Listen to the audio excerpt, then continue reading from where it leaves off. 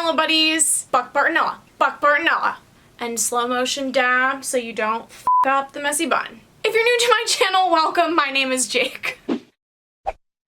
Today I'm doing my first video on herbal treatment options for Bartonellosis, and you'll notice I said herbal and not natural because the word natural means different things to different people, and natural therapies are not necessarily safer than pharmaceutical therapies and vice versa. Asbestos is natural, and some natural products are processed and distilled to the point where they're very potent and not really natural anymore. So Japanese knotweed is known by these scientific names. It is native to East Asia in the countries of Japan, China, Korea, and it has small cream or white flowers. Last year, a group of researchers, including Dr. Zhang at Johns Hopkins School of Health, tested several herbal extracts against stationary phase Bartonella henselae. Stationary phase does not mean that all of the bacteria in that colony are dormant or asleep. Instead, you can think of the Bartonella colony as a population of people in which the amount of Bartonella dying equals the amount of Bartonella being born. So the overall population stays stable. In contrast, log phase refers to a bacterial colony that is growing in a logarithmic fashion, which means exponential. Some people refer to dormant bacteria that are metabolically less active as persister cells. So according to these researchers, a stationary phase population of bacteria will have a higher proportion of dormant or persister cell bacteria than a logarithmic colony of bacteria. So according to these researchers, testing these herbs' efficacy against Bartonella of a stationary phase colony is more indicative of its activity against dormant or persister bacteria than a log phase colony. So one of the several herb extracts that they found to be particularly effective at killing Bartonella henselae in both the stationary and log phase form was Japanese knotweed. And it's not weed. Get it?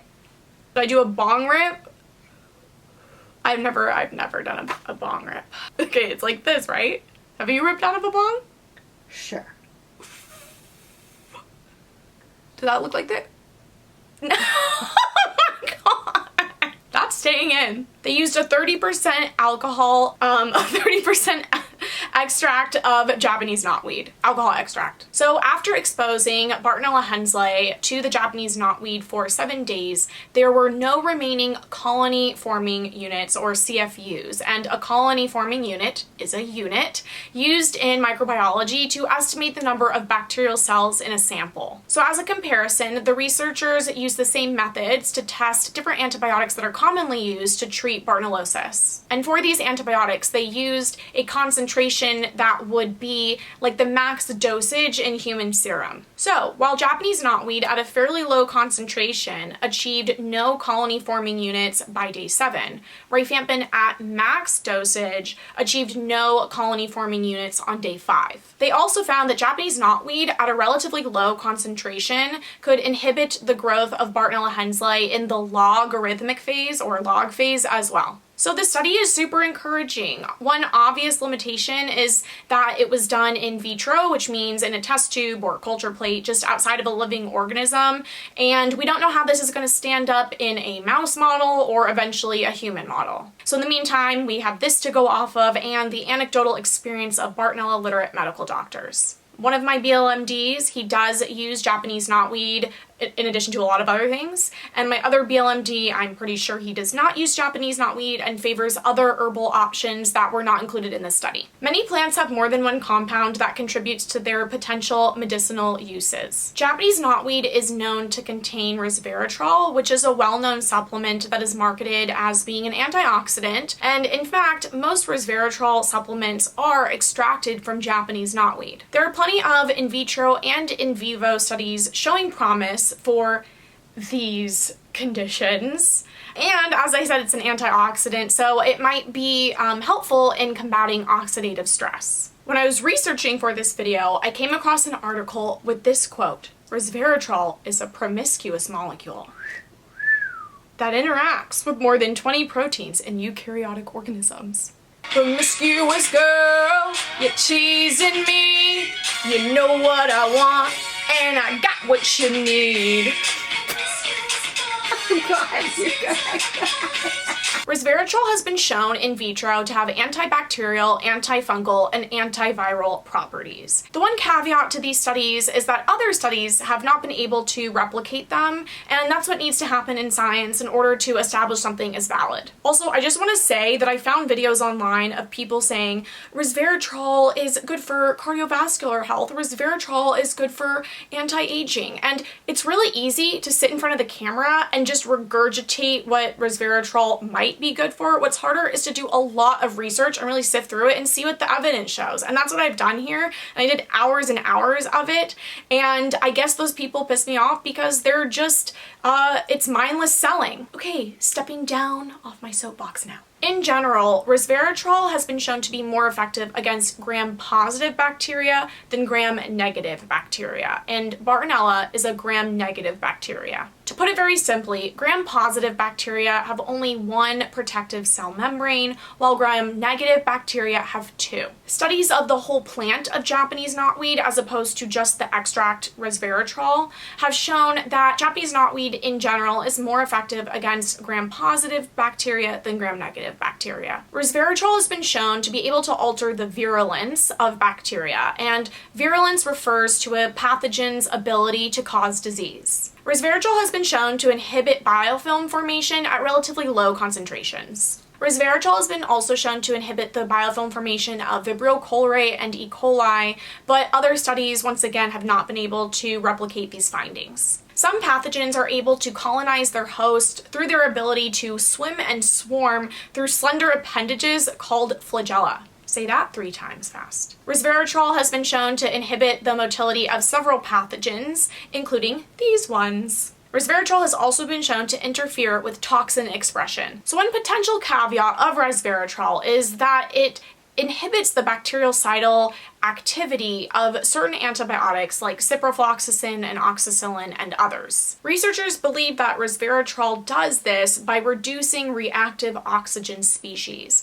And reactive oxygen species are what induce oxidative stress, while antioxidants are what reduce oxidative stress. And resveratrol is an antioxidant. But on the other hand, resveratrol has been shown to enhance the activity of aminoglycosides, which is a type of antibiotic, or is a class of antibiotics. So we really don't know how all of this plays out in the human body, and we don't really have animal studies for these types of interactions yet. Resveratrol is also known as a COX inhibitor.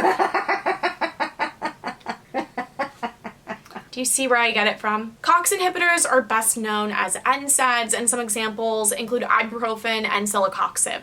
NSAIDs are considered blood thinners, even though technically they don't thin the blood, they just slow down clotting time. So COX inhibitors are blood thinners, and they inhibit the production of prostaglandins, which helps ameliorate pain and inflammation. And since Bartonellosis is at least partially a small blood vessel disease, we can see how inhibiting COX and thinning the blood might help Bartonellosis symptoms like muscle twitching or foot pain. So there was a relatively recent review article in the prestigious journal Nature, and basically the authors looked at all the clinical trials of resveratrol to date and found that some were very promising, while others found that it did nothing. One problem is that resveratrol is very quickly metabolized when administered by mouth or IV. This limits its use for systemic infections because it doesn't reach a level in the blood that would reach the level it would need to be antimicrobial. But on the other hand, it might be that the conjugates, which is what's called when resveratrol or any other molecule is broken down, the conjugates themselves might be antimicrobial, but we don't know yet.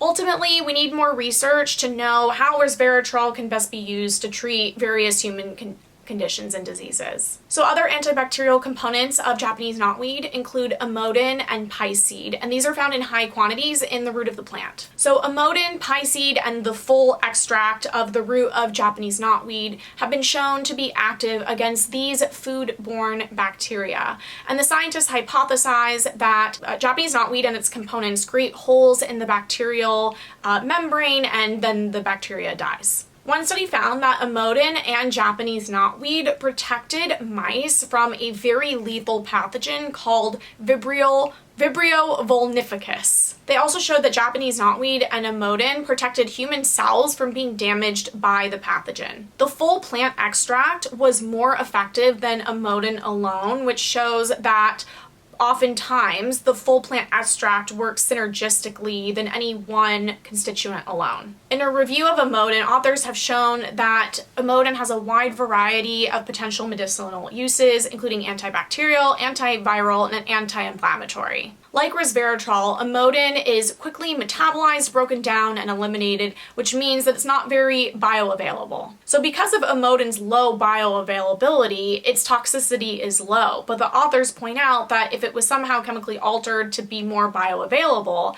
then you would really need to look at emodin's toxicity because it has been shown to be toxic in a variety of ways. Studies have shown that emodin can interfere with the production of glutathione in liver cells, and in rats it has been shown to increase the chance of liver disease. So how does all of this play into humans ingesting extracts of Japanese knotweed?